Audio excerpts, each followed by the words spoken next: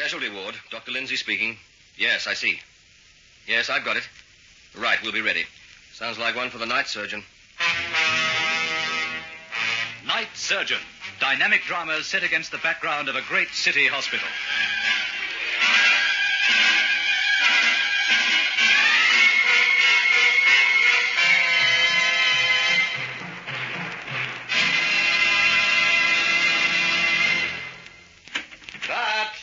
Over here. Hi, Doc. That's a lucky break. You're driving this way to the hospital. I should think it is. Well, it's just as well I haven't along, standing there with your nose in the paper. Oh, what do you know? What? Dermot Shane's dead. You know, the biologist. No, is he? Oh, good heavens, he's a loss to science. Brilliant man. How did he die? He was only, about 40, I'd say. Drowned. Drowned? In a swimming pool at his home. Couldn't swim. Couldn't swim, and he owned a swimming pool. Oh, he probably had it for entertaining. He moved a lot in society circles, apparently. Oh, I don't know. Makes a man feel really old, Bart. What? Well, I flatter myself I'm a slightly better than average doctor. Oh, now, don't overdo it now. But by heck, I have to work at it all the time. Yet you get these brainy young birds like Dermot Shane who can constantly startle the world with their work in biology and have time to spare to entertain society. Just how do they do it? Search me. Maybe it's just a case of having an overactive thyroid. That doesn't account for the brilliant mind. Oh, true. Personally, I find being brilliant takes up all my time. Oh, does it? Well, just watch yourself, my lad. I might hold you to that.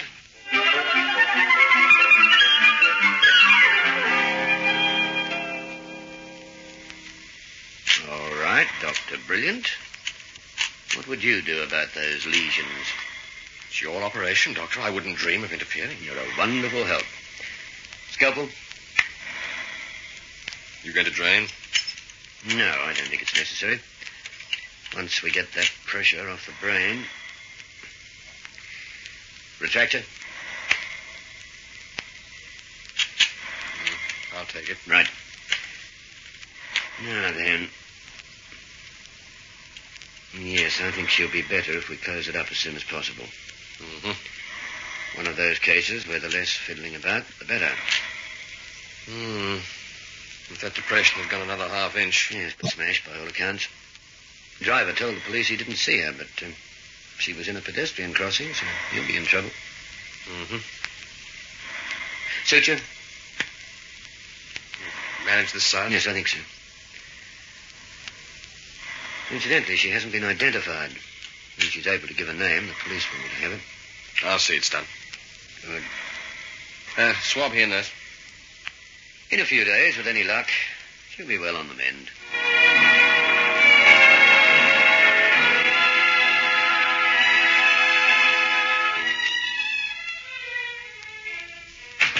Good evening. How's the patient feeling? Not too bad, thank you, Doctor. Good. Everything all right, nurse? Yes, Doctor. Has Dr. Lindsay made his examination yet? Yes, Doctor, about a quarter of an hour ago. Uh-huh. Well, you ought to be congratulated, miss. You're making a good recovery. Good recovery, Doctor. And I can't even tell you by what name you should call me. We do have a small problem there. Small? I wouldn't call it small. It's dreadful. Well, you should feel thankful you're in one piece. That was a nasty accident. You could have been killed. I might as well have been. Oh, no. That's no attitude to take. Physically, you're in good shape. In no time at all, your head will be completely healed. There's not much use for a head if you don't know who it belongs to, is there? Now, you mustn't be impatient. These things take time. It's all very well for you to say things like that, the bedside manner and so on, but you don't know what it feels like. I've seen many cases like yours, and I don't know who I am or where I belong or anything. My mind's a blank. I can't remember anything before I woke up in this bed. It's dreadful. Well, your brain had some pretty rough treatment in that accident. You must expect it to make some protest. And you must give it time to recover. When it does, you'll get memory back. How long, Doctor? How long? I don't know, nor does anybody else. The only thing I feel quite sure about is that you will recover your memory in time. It's funny. Sometimes lying here, I find myself hoping I never recover it. Why do you say that? I say it because I have no idea what sort of person I am, and I get frightened. I could be anyone, anything. suppose I recover my memory and learn that I'm something dreadful, like for instance, a murderess. Well...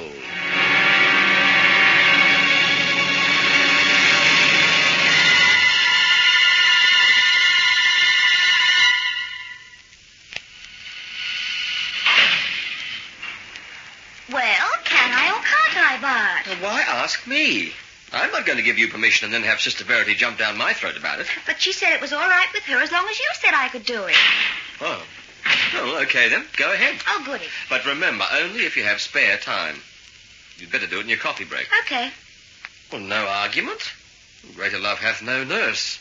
Then she will give up her coffee break for a patient. Well, it'll be good for her, Bart, for her morale. And she could do with a boost.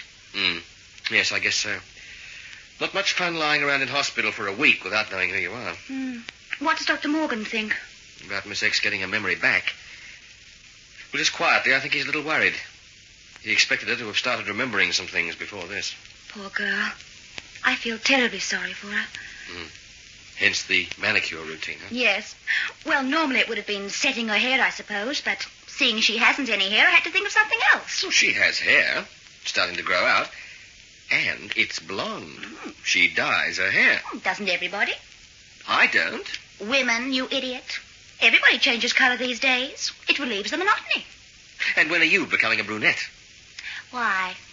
Would it help? I make no promises. I'll have to see you as a brunette before I buy you. Oh, you like yourself, don't you? What makes you think I'm for sale? I was speaking figuratively. Ha. Hey, here comes Sister along the corridor. On your way, Cleopatra.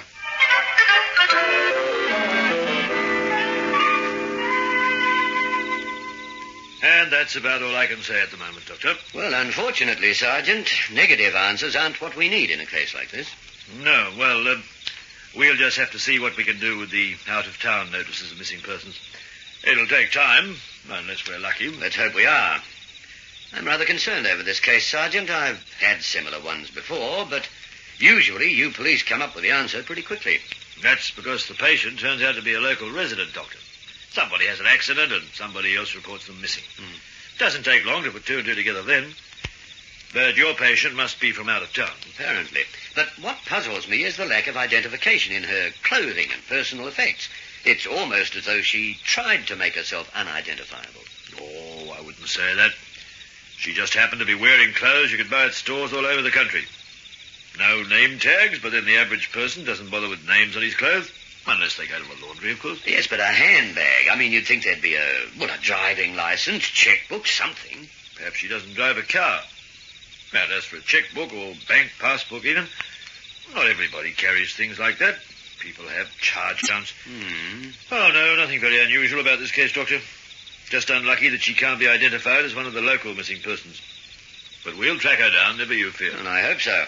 You'll let me know if you come up with anything. I certainly will. It could be important to her mental well-being, you know. Not doing her any good lying in bed day after day, wondering who she is. No, I suppose it isn't. We'll do the best we can for you, Doctor. Now, I'd better be getting along. Nice of you to walk to the car with me. I felt like a breath of fresh air anyway. No, you've got the night for it. Very pleasant out. Well, good night. I'll keep in touch. Right. Thank you, Sergeant.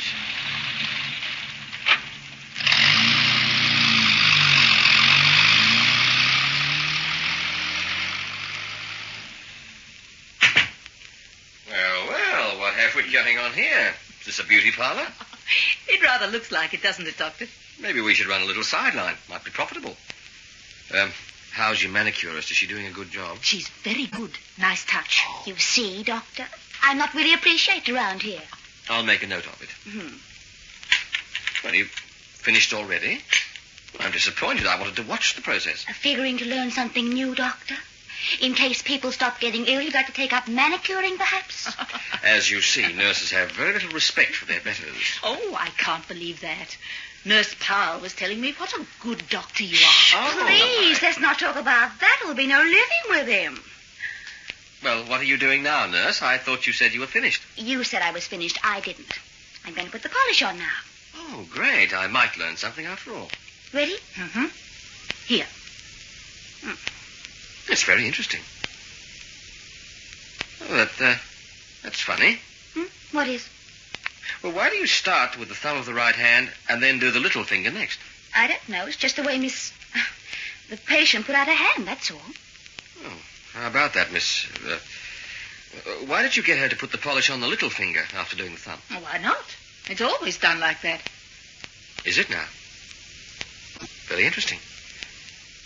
And even more interesting, just how did you know when Nurse Powell didn't? It's not a subject a man would know anything about. No, maybe not. But it might be a subject a man might find out something about. What do you mean? Just what I said.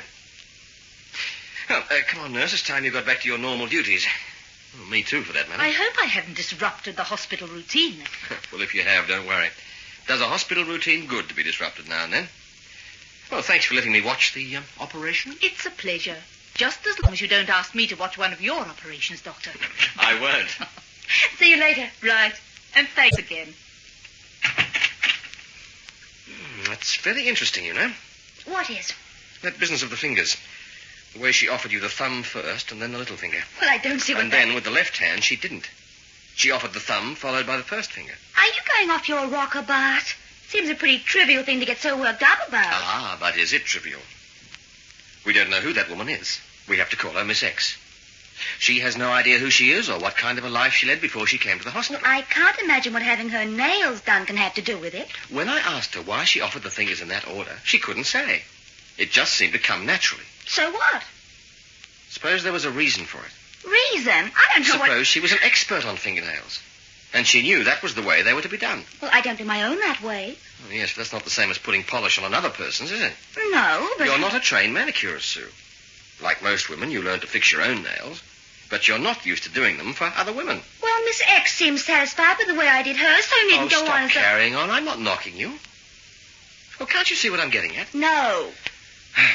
Look, if it happens that the way Miss X got you to paint her nails is the way of an expert, a professional, then maybe that's what she is. Say, maybe you have something. She's lost her memory, so she wouldn't realize she knew anything about manicuring. That's right. Yes, but the mind plays funny tricks. The habit of doing the nails a certain way is almost like a reflex action. The brain retains that while losing conscious memory. Well, it's a start. That is, if you're right about the nails being done that way by pros. I can soon check on that. A phone call to one of the beauty salons is all that's necessary. Just be careful what you say on the phone.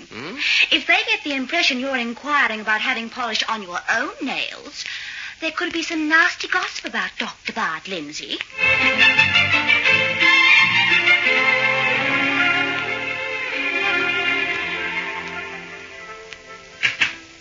What's that silly grin for, Bart?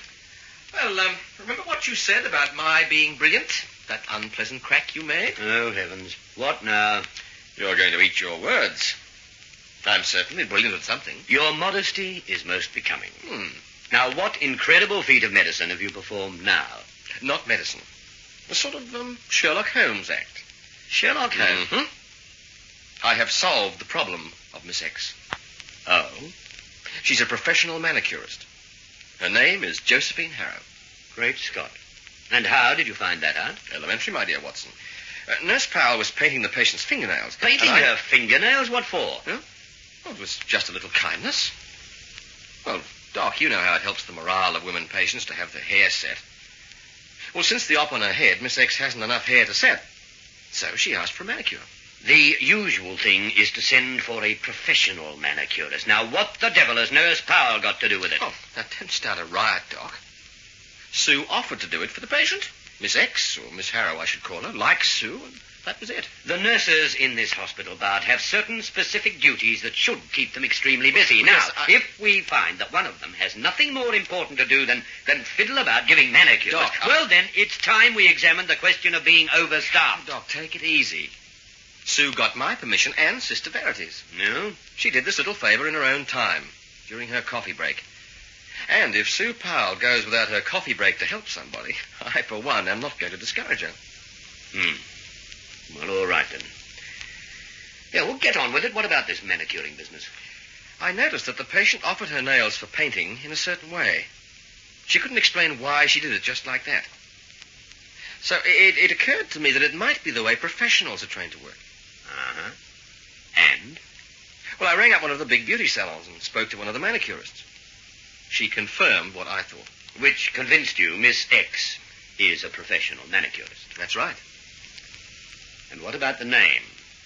The name? Well, you told me her name is Josephine something. How did you get hold of that? Oh, yes, well, I rang all the beauty salons in town to see if one of their staff, a manicurist, was not at work. Tell me, is the hospital paying for all these calls? Oh, dear, what's making you so sour? Well, I just don't see what... It happens that I struck oil. There is a girl missing from one of the salons, a Miss Josephine Harrow. And from the description, it could easily be Miss X. Which you're convinced it is. Well, I am. Because thinking Miss Harrow might be home sick, I checked at her home address. She's disappeared. Disappeared?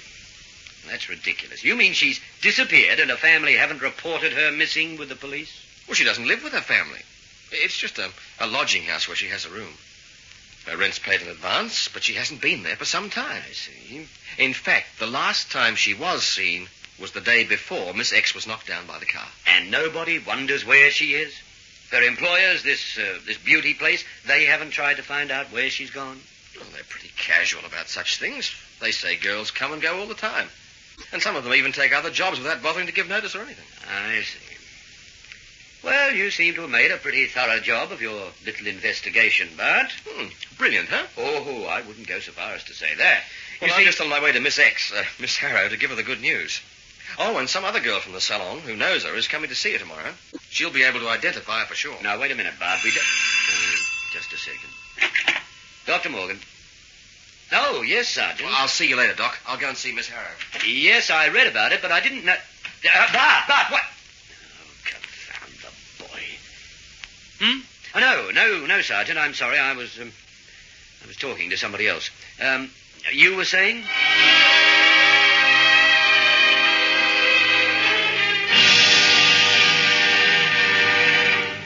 Well, Miss Harrow, I've some good news for you. I beg your pardon, Doctor. What did you call me? I called you by your name. You're Josephine Harrow. Josephine Harrow, am I? You surely are. You're a professional manicurist. You live at 33 Lovebury Street, and you work at the Belle Coiffure Beauty Salon. Good heavens. Well? That's astonishing. I have no recollection of anything like that. And the name... But you have no recollection of any past, have you? No, that's true. So, why shouldn't you be Josephine Harrow? No reason at all, I suppose. Josephine Harrow. Well, it's not a bad name to have, is it? Very nice. Professional manicurist. I don't feel like a manicurist. Well, you will. Once you get back on the job, it'll all come back to you. Well, even now, it's obvious you haven't forgotten some of your professional tricks. Oh? Well, that's how I got onto this. Remember I remarked on the way you offered your hand for Sue to put the polish on? Yes, that's right. You did say something about that. Well, it occurred to me that might be the way an expert would do it. From there, the rest was just a matter of checking up. Now, it sounds very smart to me. So, that's what I am. Of course, it'll take a little getting used to. Well, don't worry about it. Now that you really know who you are, you'll find other things will start to come back to you. I hope so. It's rather uncanny feeling you have no past. Well, it's only a matter of time. Oh, and by the way, one of your acquaintances from the salon will be up tomorrow to see you. Now, she'll make the identification complete. Well, I owe you my thanks, Dr. Lindsay. It's quite a relief to know I am someone. Yes, I guess it is. I'm very glad to have been able to help. Oh, here's Dr. Morgan. I was just congratulating Miss Harrow on being Miss Harrow, Doctor. Oh, yes. Well, I imagine it's always a relief to be able to identify yourself, eh, Miss Harrow? I was just saying that to Dr. Lindsay. It's funny. When he told me my name, it sounded strange at first, but even in a couple of minutes, I've started to get used to it. Mm-hmm. I'm looking forward to meeting someone who knows me. Dr. Lindsay said one of the girls from the salon would be coming to the hospital tomorrow. Yes, well, that's why I came down right away. I wouldn't want you to be disappointed. Disappointed? I've put off the girl's visit for a few days. Oh, but... Now, I want you to have time to get used to your identity again, you know? Oh, but I want to see her. I want to be sure Don't worry about it. Now, you must remember this sudden revelation has been a shock to your mind. A pleasant shock for the most part, but the mind needs time to get used to a thing like that. Oh, well, If you say so. Let's just take this step by step in easy stages. Time enough for you to have a visitor a little later. All right. You're the doctor. But I can tell you I feel much better already. I was so afraid I might turn out to be something terrible. Yes, you told me. It's wonderful to think I'm just an ordinary person after all. Of course. Well, now, we must let you get some sleep. Enough excitement for one night. Come along, Doctor. Right. Thank you for everything, Dr. Lindsay. I can't tell you how grateful I am for your help. Well, the pleasure's all mine, Miss Harrow. It makes you feel good inside when you can do a thing like that for someone, Doc. Yes? Well, let's see how good inside this makes you feel. That woman in there is not a professional manicurist, and her name is not Josephine Harrow. When I spoke to the police about her, it took them about 10 minutes to learn that Josephine Harrow had made a holiday observation on the day you say she disappeared. The first agency they rang was the right one. Doc, you didn't tell the patient I was wrong. Why? You'd already convinced her that she was this Miss Harrow. It's too early to upset her with the truth. Yes, I guess it is. Except that if the truth's even better, I don't see why you... Hey, what about that manicuring business? Well, I mean, she acted like an expert. Rubbish. She acted like a woman who was used to having her nails done at a salon, that's all. Didn't think of that. No, you got this bee in your bonnet about experts being the only ones to know that. And that bee has led you a merry dance, Bart. You've made quite a mess of this. Oh, now take it easy, Doc. It can't be as bad as all that. I mean, if the patient is some well-to-do type who has manicures all the time, well, that's even better than being Miss Harrow. Oh, she's well-to-do, all right. She's the widow of Dermot Shane. Dermot Shane? It was you who told me about his death. Now, what you didn't know, but what the local police have learned, is that she suffered a guilt complex about his death because it was her idea to have a swimming pool against his wishes. Oh, brother. Yeah, but they didn't live here. Apparently, she came here to disappear. She dyed her hair, she wore chain store clothes. She didn't want to be found because she felt she couldn't face her hometown friends. I wondered why Shane bothered with all those parties and society functions when his heart was in his biology work. She was the one. She was the one who wanted to live it up. And she felt his death was her fault. You were so eager to rush in and tell her who she is, Bart, but in a week or two, will you feel like telling her the truth? That she really is the terrible person she's afraid of being? A casualty ward is like a great theatre, but the players are drawn from real life, and not every story has a happy ending. So much depends on the night surgeon. This is an Atlanta production written by Craig Jenkinson and directed by Jim Bradley.